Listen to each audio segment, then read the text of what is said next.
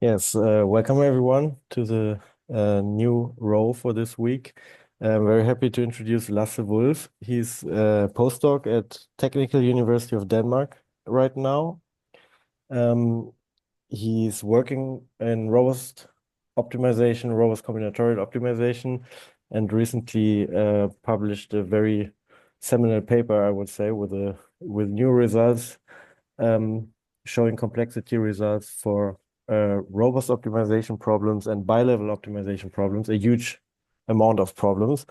Yeah, he won several prizes already, the Student Paper Award at IWOCA and the Dissertation Award of the Austrian Society of Operational Research. And I'm very happy to have him here today talking about his new results. Please, Lasse. Thank you a lot, Jonas, for the great introduction. Let me just start my timer here. Okay, so my name is Lasse Wulf.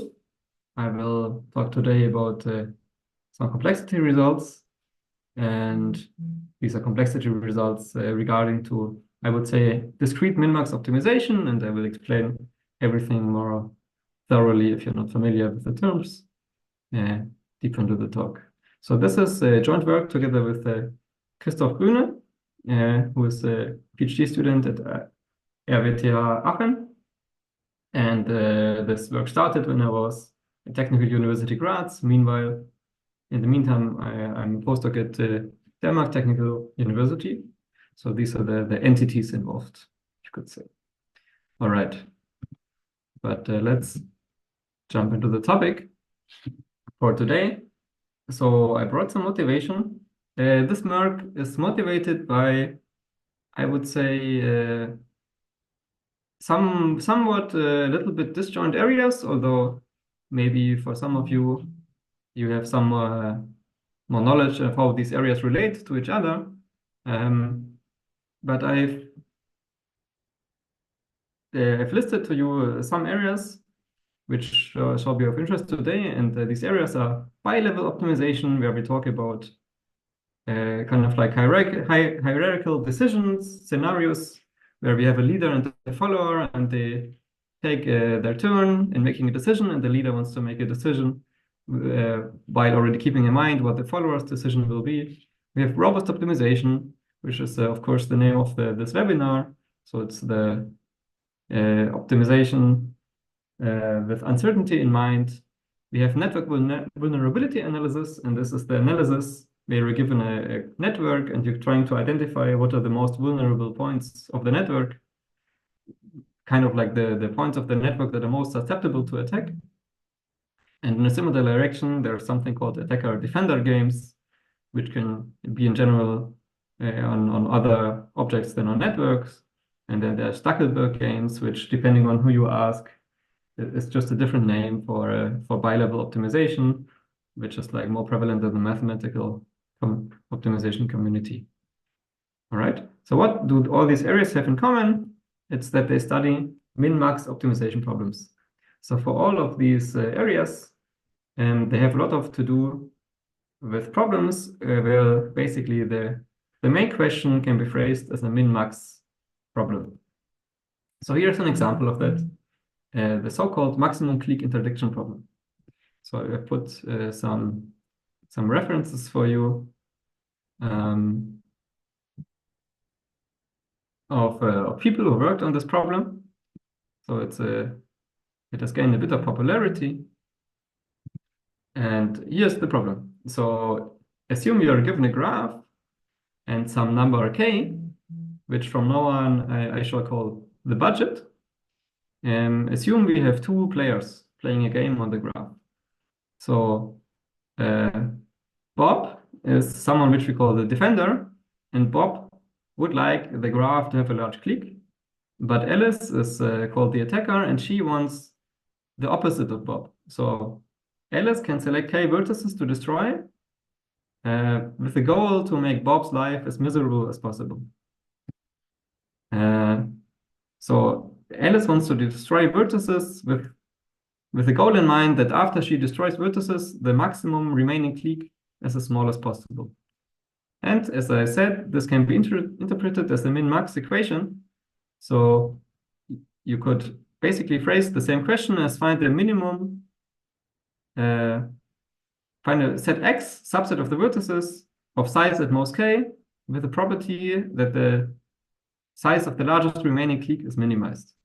All right, so for a quick test of attendance, so say you are given this graph here, and Alice can destroy one vertex. Which vertex should Alice destroy in order to make Bob's life as miserable as possible?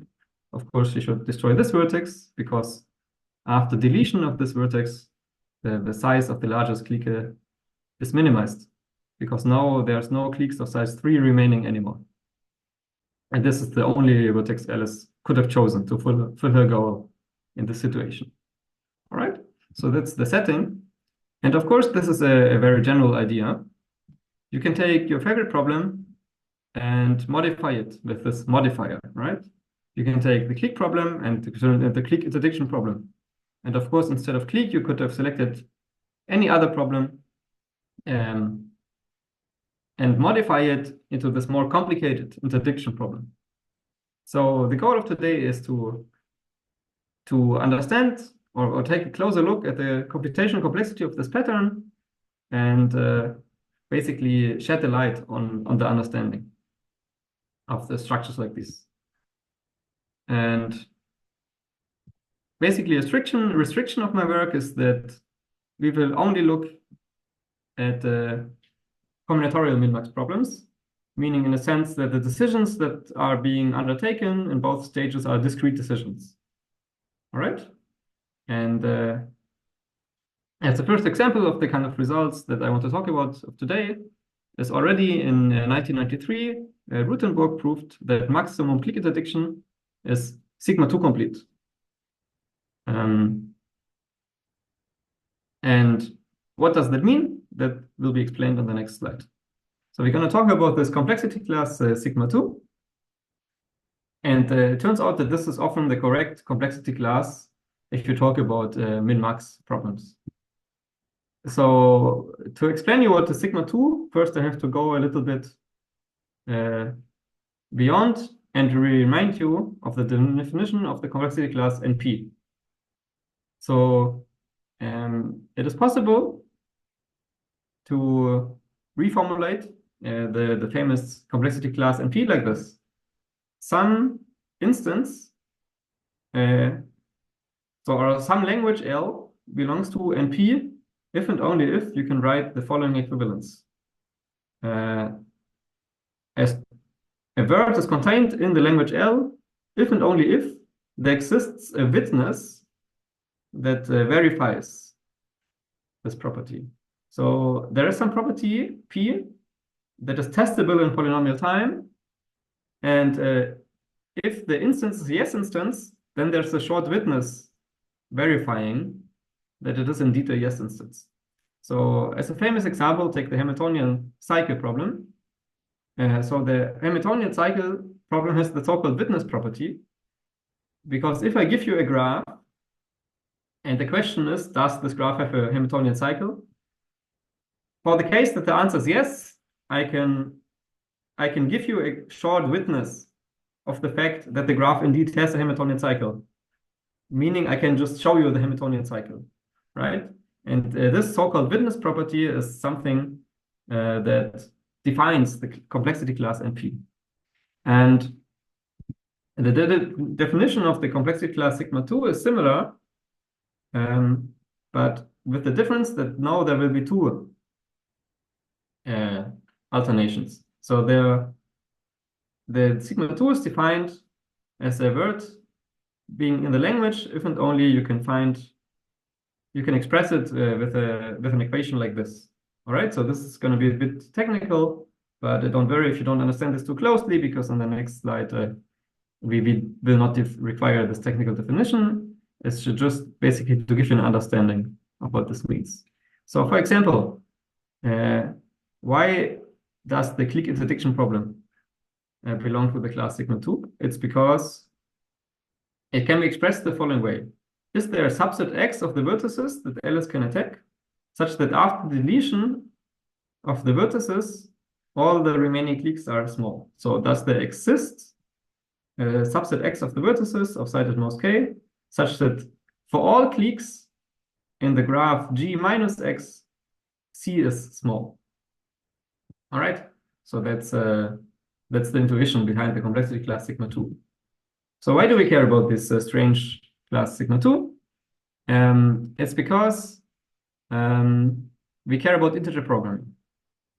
And already in 2021, Gerhard Wiginger made the case that we need to think more often about this complexity class sigma 2.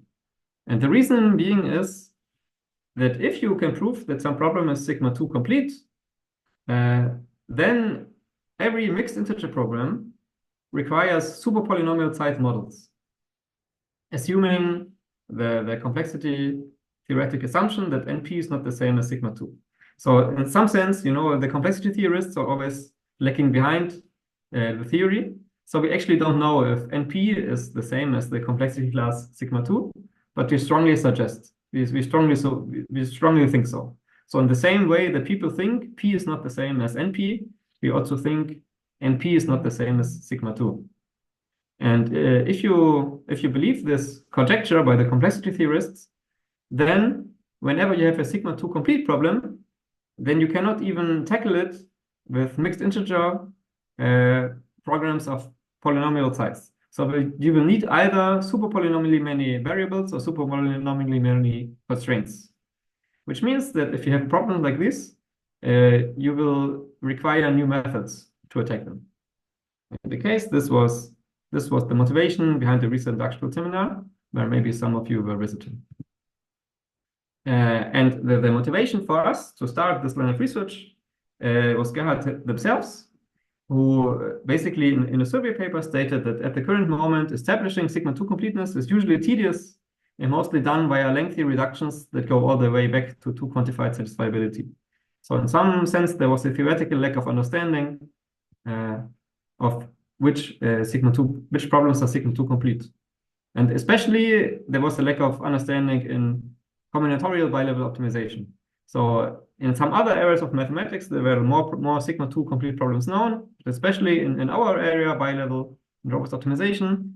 When we started writing this paper, there were only these problems, which I list on the slides. So, since then 2 years have passed, so a few more have joined the list, but I hope you forgive me for not adding the few that have joined the list since then.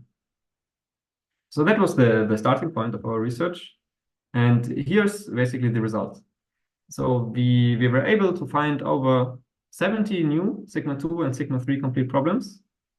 And basically, instead of doing one proof for every of them at a single time, so our paper is not just 70 proofs, listed one after another, but more so we found a pattern, an underlying pattern behind sigma 2 completeness. So basically what we prove, and I will explain this in more detail, that if you already have a problem that you already know is NP complete, and you can show some mild assumptions also hold about this problem, which I will reveal on the next slides, then we are able to prove that the min-max version of your problem is sigma 2 complete. And all the problems from the previous slides that I showed you basically are a special case of our meta theorem. And if you are if you know a little bit more about this sigma 2 complexity and the polynomial hierarchy, then this behavior is not really surprising. So you would kind of already expect that all these problems are sigma 2 complete. But what is maybe surprising is that we are the first to be able to showcase this behavior in such a large generality, and somehow that from this very simple idea, such deep consequences arise. So that is what I would say is the most meaningful part of our contribution. And we did not make this discovery just on our itself. It's based on early ideas by Johannes, by a PhD thesis of Johannes in 2011, and the earlier paper of Gurek, Lendl, and myself. All right. So here's the meta theorem. We have what we call a base list of problems, and this is the list of problems on the screen. So our base list contains many famous problems that you should be familiar from your theoretical computer science classes, like satisfiability, vertex cover, dominating set, set cover, hitting set, feedback vertex set, facility allocation, independent set, subset sum, knapsack, scheduling, Hamiltonian cycle, Steiner tree. And we basically show that all these problems from the base list share a property. And this enables us to show that for all these problems, the corresponding min-max version is sigma 2 complete. So for example, consider the Hamiltonian cycle interdiction problem. And in our paper, we show a statement of the following kind. Okay, in our paper, we show the following statement. So suppose you're given as an input some graph G, and you're given a subset of the edges, which you call B, and let us call the subset the vulnerable edges, and you're given an attacker's budget K. And the question is, can Alice find a subset B prime of the vulnerable edges of size at most K, such that if Alice removes all the edges that she attacks, then there is no Hamiltonian cycle remaining. All right? So if you think of it in terms of this picture, there's this graph, then some of the edges of the graphs are highlighted, which are the edges B, and then Alice is allowed to destroy K of the vulnerable edges, and she would like to destroy all Hamiltonian cycles. And the result from our paper is that this problem is sigma 2 complete. And in fact, not only this problem is sigma 2 complete, but the equivalent problem for all the problems from our base list. Okay? And this is now for the case of interdiction problems, where you have two competing players. One wants to attack the network and the other wants to defend the network. We could show that the same thing holds for robust min-max regret optimization problems. So this might be interesting for you because you're attending the robust optimization webinar. But I don't know if every one of you specializes in min-max regret. So I repeat the definition for you. So consider for first the nominal problem, which is not robust, just finding a minimum cost vertex cover. So you have some cost vector that assigns every vertex of your graph a cost, and you want to find a vertex cover of the graph that minimizes the cost. And now we want to turn it into a problem with uncertainty. And in the min-max regret world, we are given parameters for every vertex. So let n be the number of vertices of the graph. Now assume that for every vertex, we are given two numbers, ci minus and ci plus. And we consider the interval uncertainty set that is defined by these numbers. So consider the uncertainty set consisting of all the vectors, where the ith component lies between ci minus and ci plus. So this is the standard interval uncertainty set. And then there's this notion of regret, which is defined like this. So assume you have selected some vertex cover, and the adversary has chosen a cost function. I'm sorry. The regret of this vertex cover under this cost function is to define this c of x minus the optimum of c, which means the cost of x minus the cost of the optimal vertex cover with respect to the cost function c. So where you can imagine is that you are a politician, you have decided on the object x, but after that all the citizens, but you had to decide on this object x before the true cost was known, before the uncertainties were revealed. But after the uncertainties were revealed, basically all your population, they don't care about the fact that you had to make the decision before the uncertainty was known. They just compare your solution versus the best outcome now that the uncertainty is known. And the regret is basically the comparison between these two things, right? And the min-max regret thing, the min-max regret criterion has been studied for a lot of different optimization problems, including vertex cover, facility location, spanning shortest tree, spanning tree, shortest path, and so on, and many more. So I decided not to list them because the list would be too exhausting. But basically, this gives you a pattern. You can, of course, consider this min-max regret problem not only for vertex cover, but for every combinatorial problem. And this gives you the so-called robust min-max regret problem. And we were able to show that for all problems in the base list, the min-max regret problem is sigma 2 complete. So that I thought was quite nice. And we could show a similar statement in the case of two-stage adjustable robust optimization. But here we have to assume discrete budgeted uncertainty. So we consider this optimization problem, find the minimum solution X, subject to maximize the uncertainty. Oh, I am sorry, this is a typo. This should be a min here. And so we make some assumptions here. We make the assumption that the objective is linear in both X and Y. And we assume here that I don't know how much I should go into detail with these slides because it will be a bit cumbersome. But basically, the assumptions we make, and these are assumptions that are necessary to also be able to define the two-stage adjustable optimization problems in the first.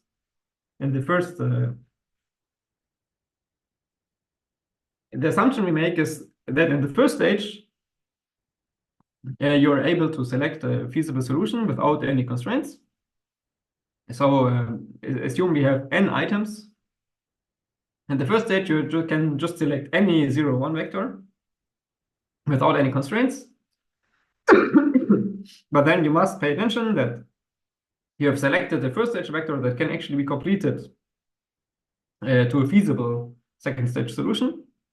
So you have some problem, for example, the vertex cover problem, and script X is the set of all vertex covers.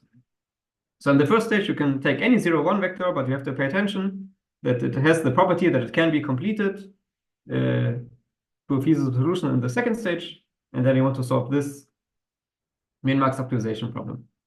And basically what I want to say is that this is a pattern that is possible to apply to, again, every problem from the base list, right? And we are able to show that for all problems in the base list, this problem is sigma 3 complete. So in contrast to the previous problems, the problems like these will be complete for the third stage of the polynomial hierarchy. And I decided to not go into further detail what is the distinction between the second and the third stage, but basically you should know that for every k, there's a stage in the polynomial hierarchy, and that corresponds to the number of alternations between min and max in your optimization problem. So here we have 3 alternations between min and max. So these are problems that are typical for the third stage of the polynomial hierarchy. And problems in the third stage are strictly more complicated than problems in the second stage. All right, so now these were the results that we were able to obtain. So now I want to dive a bit into the details behind the results. So the problem we were faced with is we want to talk about many problems simultaneously. So we kind of have to find a common language that encompasses as many optimization problems as possible. And the language we decided on in the end is the following. We only want to consider problems where the goal is to search for a particularly nice subset.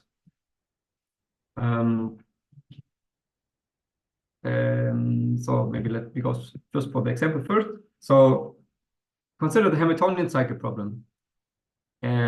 the Hamiltonian cycle problem you can think of as an infinite set of instances, right?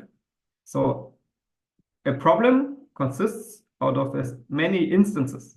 So for example, in the Hamiltonian cycle problem, every instance is some graph. And then in our framework, we must specify what you consider the universe of the instance. So this is somehow a decision that is not baked into the problem, but that you can specify. And then depending on what you choose as the universe, you might be able to prove or not prove certain statements, okay? But basically what I'm saying here is to encompass your favorite problem into our framework, you need to specify what you consider to be the universe of your problem, right? And I claim that for the Hamiltonian cycle problem, it is a natural choice to choose as the universe the edge set of the graph. And then you must also specify what is the solution set of your favorite problem.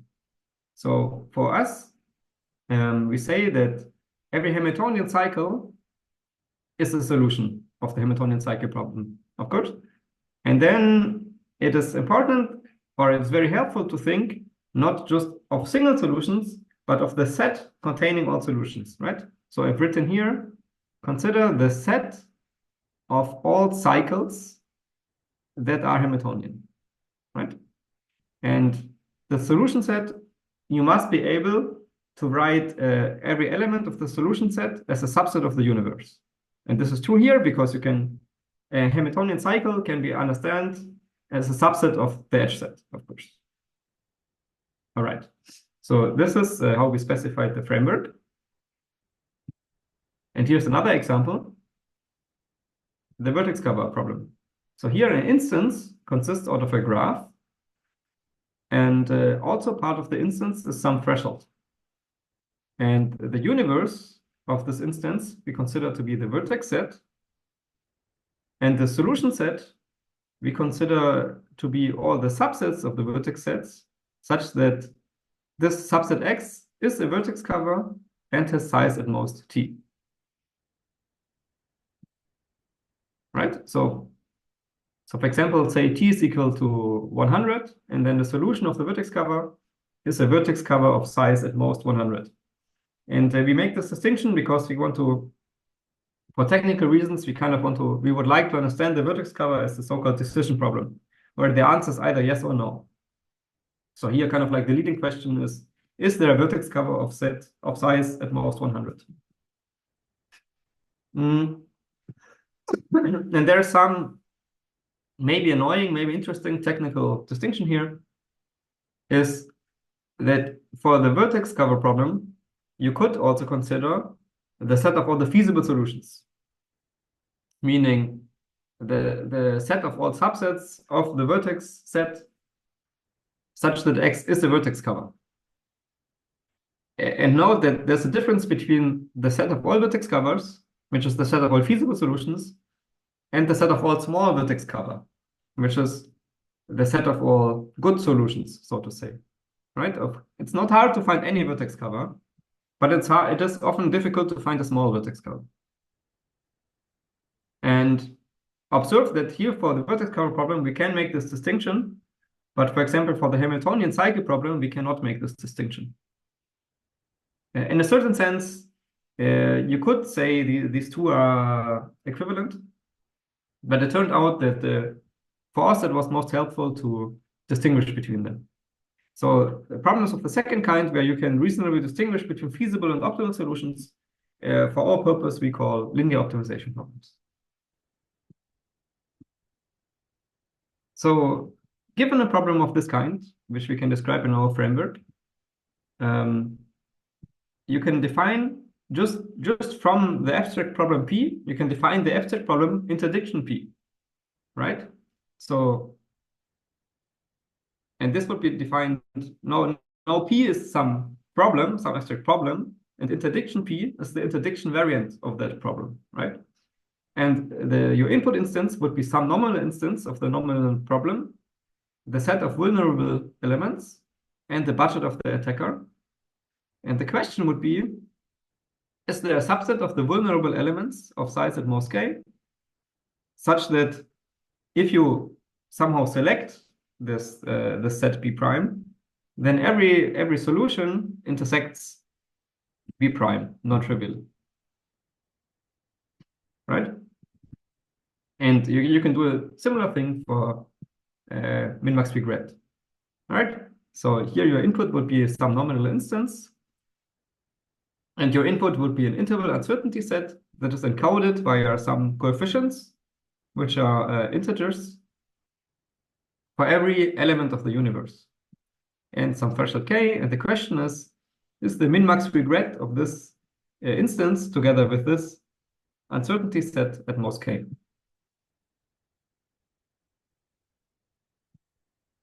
So I hope this shows you that given only this notion of framework enables you for every abstract problem pi define the abstract problem regret pi. And I guess it's a very natural definition to make. And some technical detail I wanted to mention here is that our meta theorem also holds if you replace the set S here by F when applicable, right? This is the distinction I made on the previous slide. So there's this technical intricacy that when defining the min-max regret, you can define the regret either relative to the optimal solutions or relative to the feasible solutions. And our meta theorem also holds for F whenever it makes sense to write F here. Okay. So now you might ask me, Lasse, okay, I have a favorite problem. How can I add my favorite problem to the base list? Because I would like to not only prove sigma to completeness for the problems in your paper, but I have a different problem. I would also prove that I would like to prove that the interdiction variant of that other problem is also sigma to complete. So for this, you would have to do two things. You would have to describe your favorite problem in terms of our framework. That's basically what I explained on the previous slide. Then you choose any problem, pi2 from the list, and then you find a so-called SSP reduction from the problem from the list you chose to your own favorite problem. So it's similar to showing NP completeness, right? You pick any problem that you know is already NP complete. You show an NP completeness reduction from the NP complete problem to your own problem, and that's enough. But now you basically need this additional property, which we call the SSP property.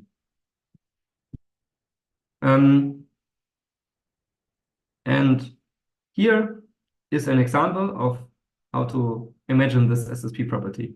I think it's best to explain what the SSP property is in terms of an example instead of giving the formal definition. So for this one, I repeated a very classic NP completeness proof, which is already in the famous book by Gary and Johnson. And it goes from 3 satisfiability to vertex cover. So in 3 satisfiability, you're given a formula, and then this gets transformed into a graph in the following way. So for every variable in the formula, the graph contains 2 vertices, x1 at x1 bar.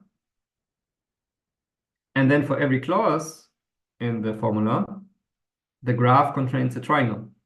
So this triangle corresponds to the clause x1 bar, x2 bar, or x3. And then the 3 vertices of the triangle are connected to the 3 literals that appear in the clause, right? So the clause is x1 bar, so this triangle is connected to x1 bar. The clause is x2 bar, so this vertex is connected to x2 bar, and the clause is x3, so this vertex is connected to x3. And now what Gary and Johnson proved is that this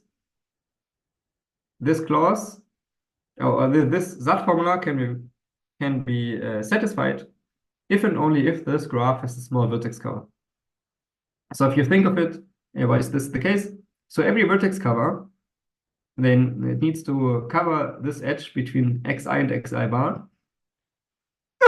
So every vertex cover needs to span one vertex per pair x1, xi comma xi bar. And every vertex cover needs to span at least 2 vertices per triangle, right? Because the triangle has 3 edges. In order to cover these 3 edges with a vertex cover, you need at least 2 vertices. So in our example, this number would be, you add all these numbers together, you see there's 3 variables. This gives you 1 plus 1 plus 1, and there's 1 triangle. This gives you 2 for this triangle. So in our example, this would be a total of 5. And then we call a small vertex cover a vertex cover of size 5. Because the trick is that you need at least 2 vertices per triangle. And you can also do with 2 vertices per triangle if you are able to choose a clever assignment of the variables on the left so that the remaining edge is covered already by the smart choice of variable assignment you did on the left.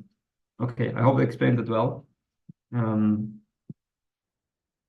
If you didn't understand, don't worry too much. Basically, Gary and Johnson showed this formula can be verified if and only if there's a small vertex cover in the graph on the right-hand side.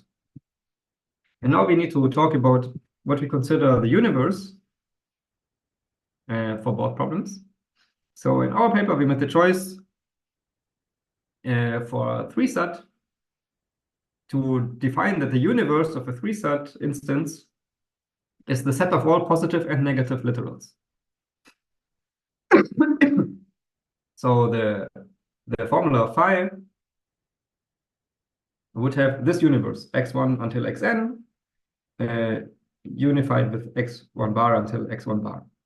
And the solution set is all the subsets of the universe which encode a satisfying assignment.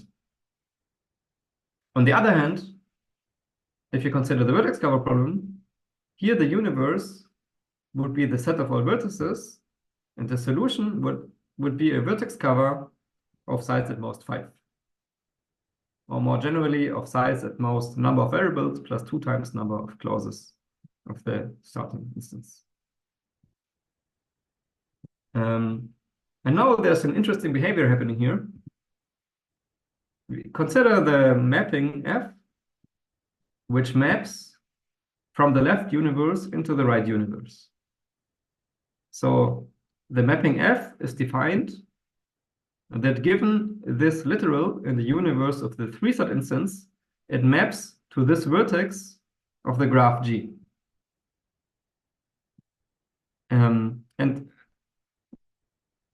And observe that this is an injective mapping, but not necessarily surjective, right? So the graph G has more vertices than just these, but these vertices kind of represent the universe of the odd instance. And more precisely, with respect to this injective embedding, if I give you a solution of the 3-sat instance, meaning a subset of the universe that satisfies the 3-sat formula, then it's possible to translate this solution to a partial solution of vertex cover. Meaning, if I imagine I have a solution of the formula, I translate it to the right-hand side via this function f, then I can complete it to a small vertex cover by selecting the remaining vertices appropriately. On the other hand, if I have a small vertex cover and I look at only the restriction of the small vertex cover to this part of the image, then this immediately encodes a solution of 3-sat. Okay? And basically, this slide is the defining properties of an SSP reduction. Okay, so if you have these 3 properties, there's an injective function f such that the solutions of 3-sat translate. You can carry over solutions from the left to the right, and you can carry over solutions from the right to the left. Then this is what we call an SSP reduction. And in our opinion, this is a very general notion of reduction, right? So incredibly many NP completeness reductions actually have this property. So this is not something very exotic. And this is also why the base list of problem that I showed you in the beginning is so large. And formally, you can also write it as a formula. The following equality of sets must hold. So the left set must be equal to the right set, but I will skip basically this formula now for time reasons. But it's basically just the 3 points above written down in a very succinct way. Okay. And here's a very rough explanation of why you can prove a meta theorem with this observation. So let's say we want to prove that the interdiction problem is complete for all problems from the list. Your proof would go in 2 steps. First, you will prove using traditional methods that interdiction SAT is sigma 2 complete, right? So for the first step of the proof, you don't need the meta theorem or anything of the fancy things I told you. You just use traditional tools to prove that interdiction SAT is sigma 2 complete. So what this means is, again, if I give you this set of vulnerable elements in the universe, and you consider this game between Alice and Bob, Alice can select k of them and say they are forbidden, and then Bob still wants to find a solution. You prove that this is sigma 2 complete, right? But basically, what the meta theorem tells you now is that this automatically carry overs to all other problems from the list. So, for example, consider Hamiltonian cycle on the list. Because of the previous slide, you can imagine, without loss of generality, that you receive an instance of Hamiltonian cycle where the universe of SAT is injectively embedded into it. So you can assume that you have a graph G, but the instance of SAT is encoded in this injective manner as a subset of the universe of Hamiltonian cycle. And now, because we know that interdiction SAT is sigma 2 complete, we could imagine that in this injectively embedded SAT instance, we again have this set B of the vulnerable elements. And the trick is now we need to specify which edges of the Hamiltonian cycle instance are the vulnerable edges, right? And we're just going to choose this small set B here as the vulnerable edges. And then it doesn't matter at all that we have a Hamiltonian cycle instance instead of a SAT instance, because kind of we have a mirror copy of the interdiction SAT problem inside of the interdiction Hamiltonian cycle problem. So in some sense, this idea is not very sophisticated. I would actually claim it's quite simple, but it has surprisingly deep consequences. That's my take on the matter. Okay, so that was very roughly the proof sketch. So now that I've taught you so many great things about our paper, let me tell you about some things that are not so great about our paper. So the first thing is that everything I've taught you today, it only applies to combinatorial problems with discrete decisions, etc. If you take continuous decisions, continuous min-max problems, like I also know many of you do, then basically in a lot of cases, the problem you think about is still contained in the complexity class NP, basically due to several duality theorems. The second thing is that if your favorite problem is the problem about partitioning or permutations or coloring, then they cannot be represented so well with the framework. So, for example, say you're given a graph, you want to color the graph with three colors. You can think of this tableau encoding for each vertex which color, and then you make a cross if the vertex has that color. You could consider that as a universe, right? So your universe would have size 3 times number of vertices, and the solution is the subset of the universe that encodes the coloring. The problem is what is interdiction, or what is the interdiction game happening on this universe? So somehow Alice can now choose a combination of vertex and color and say that this vertex is not allowed to be colored in this color. That's a bit unnatural. But somehow the problem is also, if you have problems which are concerned with partitions or permutations or coloring, what is even interdiction? But somehow I want to say that problems like these, they cannot be expressed so well as finding subsets of universes with nice properties. Another disadvantage is that we put a lot of problems together into the same framework, and whenever you do this, you have to accept some disadvantages or some constraints. So, for example, if you remember in the definition of regret P, I needed to allow for coefficients that are integral. And that is because we want to cover minimization and maximization problems of the same kind. But on the slide, there was only a min at the start. And basically, this is because to cover both at the same time, we allow for negative coefficients. But if you want to define the regret problem for every problem simultaneously, with only a single definition of a single min, you have no choice. You have to allow for negative coefficients. So if you want, basically what I'm saying here is if you have the wish to talk about all problems simultaneously, then you need to be a bit more broad. And then basically in the definition of the regret problem, you have to allow for negative coefficients, even though for your specific problems, for example, the knapsack problem, this might be too general. And the second thing is that you might overshoot, right? So we defined the regret problem for every problem from the list, even those unknown to us. And some of the problems pi, which are unknown to us, the regret version of them could be unnatural. But I guess this is something that is the case every time you do like a meta or a generalization like this. And I already talked about this distinction sometimes between the feasible solutions F and the optimal solutions S. You might consider them strange or unnatural. And Christoph and me, we talked a lot about this. But in the end, we came to the conclusion that, in our opinion, this was the cleanest presentation of things. But still, we might be wrong. So a lot, when you work on questions like these, a lot of discussions are centered about what is the best, most natural, or least technical way to define things and still have them make sense. And sometimes it's not possible. You have to die a death somewhere. Okay. So to come to the conclusion, we introduced over 17 new problems, complete for the second or third stage of the polynomial hierarchy. And we did this in terms of a new meta theorem, which applies to intersection problems, min-max regret, and two-stage adjustable overoptimization problems. And open questions in particular that we have is, what if the base problem is not NP-complete?